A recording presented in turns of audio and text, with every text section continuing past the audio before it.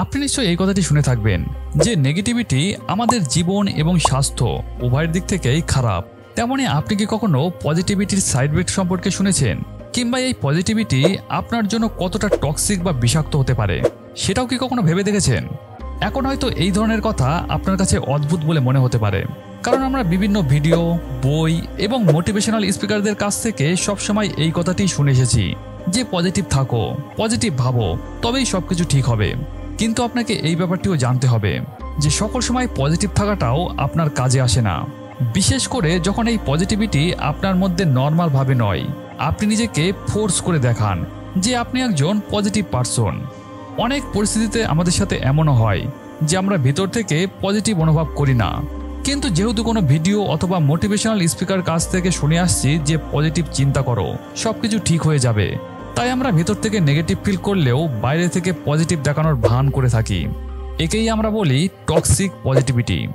Toxic positivity শুধু আপনাকে আপনার সমস্যা থেকে বিভ্রান্ত করে না, এটি আপনার সমস্যা সমাধানেও সাহায্য করে না। যে ব্যক্তি টক্সিক পজিটিভিটির শিকার হয় সে ক্রমাগত নিজেকে সমস্যা থেকে দূরে রাখার চেষ্টা করে, যাতে তাকে কোনো প্রকার খারাপ পরিস্থিতির মুখোমুখি না হতে হয়। যদি আপনি কোনোদিন না হেরে থাকেন তাহলে আপনি কখনোই জেতার আসল অনুভূতিটি বুঝতে পারবেন না। তেমনই আপনার জীবনে যদি দুঃখই না থাকে তাহলে আপনি কখনোই সুখের আসল অর্থই বুঝবেন না। এই কারণে সবকিছুর ভারসাম্য বজায় রাখার জন্য আমাদের প্রত্যেকের জীবনে প্রতিটি অনুভূতির একটি বিপরীত অনুভূতি বিরাজ করে, যার জন্য আমরা সুখ, দুঃখ, আবেগ, উত্তেজনার মতো অনুভূতিগুলি অনুভব করতে পারি। অতএব আপনি এখন ভালোভাবেই বুঝতে পেরেছেন আমাদের প্রত্যেককেই নেগেটিভিটির সাথে মোকাবেলা করা অবশ্যই জরুরি। যদি কেউ তার জীবনে কন্টিনিউ নেগেটিভিটিকে অ্যাভয়েড করে চলে এই ভেবে যে এতে করে সে খুব খুশি থাকবে, নিজেকে সবার সামনে পজিটিভ দেখাতে পারবে, তাহলে বুঝতে হবে ওই ব্যক্তিটি টক্সিক পজিটিভিটির শিকার হয়েছে এবং এটি তার জন্য খুবই বিপজ্জনক। এখানে আমাদের একটা জিনিস খুব ভালোভাবে বুঝতে হবে যে চ্যালেঞ্জ এবং মানসিক আঘাত এই দুটোর মধ্যে একটি বড় পার্থক্য রয়েছে। পজিটিভ থাকার কারণে আপনার জীবনে আসা বিভিন্ন চ্যালেঞ্জগুলি থেকে আপনি অনায়াসেই বেরিয়ে আসতে পারবেন, এতে কোনো সন্দেহ নেই। কিন্তু মানসিক আঘাত থেকে আপনি ততক্ষণ বেরিয়ে আসতে পারবেন না যতক্ষণ না আপনি আপনার নেগেটিভ ফিলিংসগুলিকে অ্যাকসেপ্ট করবেন। যখন আমাদের মন খারাপ থাকে তখন আমাদের প্রয়োজন হয় কেউ আমাদের পাশে বসে আমাদের দুঃখের কথা শুনুক এবং আমাদেরকে বুঝুক। এমন নয় যে কোনো কিছুই না বুঝে শুধুই পজিটিভ থাকার উপদেশ দিক।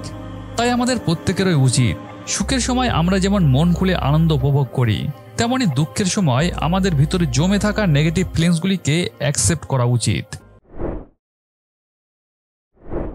যে ব্যক্তি নর্মাল পজিটিভ হয় সে কখনোই নিজের প্রবলেমগুলিকে এড়িয়ে যায় না, বরং নিজের প্রবলেমগুলিকে অ্যাকসেপ্ট করে সেগুলিকে সলভ করার চেষ্টা করে।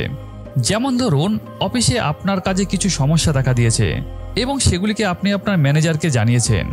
যদি আপনার ম্যানেজার সত্যিই একজন নর্মাল পজিটিভ পারসন হন তাহলে তিনি আপনার সমস্যার কথা ভালোভাবে শুনবেন এবং তা সমাধান করার জন্য আপনাকে গাইডও করবে, যাতে আপনার কাজে কোনো প্রকার বাধা সৃষ্টি না হয়। কিন্তু যদি তিনি একজন টক্সিক পজিটিভ পারসন হন তাহলে তিনি আপনার কোনো কথাই শুনবেন না, আর যদিও শোনেন তারপরেও তিনি আপনাকে তেমন একটা কেয়ার করবে না। আপনাকে হয়তো এই ধরনের কথা শোনাবে যে এটি কোনো সমস্যাই নয়, আপনি এইসব বিষয়ে মনোযোগ দেবেন না, আপনি শুধু আপনার কাজ করে যান।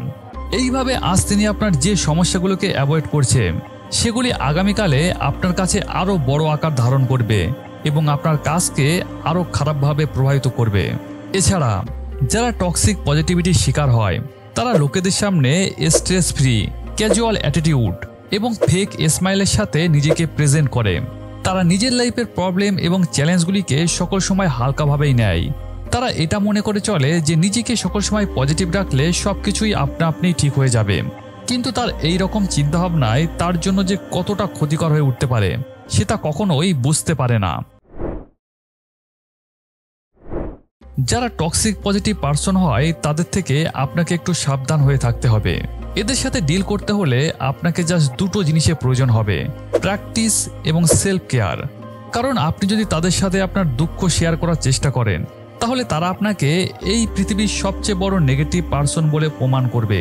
তাদের কথা শুনে আপনি হয়তো নিজের মধ্যেই টক্সিক পজিটিভিটি ডেভেলপ করতে শুরু করবেন। এরা কখনোই অন্যের ফিলিংস বোঝার চেষ্টা করে না, এরা জাস্ট সবার সামনে নিজের টক্সিক অ্যাটিটিউড দেখানোর চেষ্টা করে। এই রকম অবস্থায় আপনার মনকে এটাই মনে করাতে হবে যে নেগেটিভ ফিলিংস এবং খারাপ সময় এই দুটো জীবনের এমন একটি অংশ যা কখনোই আলাদা করা যায় না। যদি কোনোদিন আপনি ভালো ফিল না করেন, আপনার মন খারাপ থাকে, তাহলে ইটস ওকে। আপনার যদি কান্না পায়, আপনার রাগ হয়, আপনি অসহায় অনুভব করেন, তাহলেও ইটস ওকে।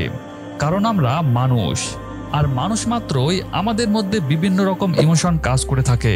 আমাদের জীবনের গ্রাফ কখনোই এক লেভেলে চলে না, এতে আপ ডাউন হতেই থাকে।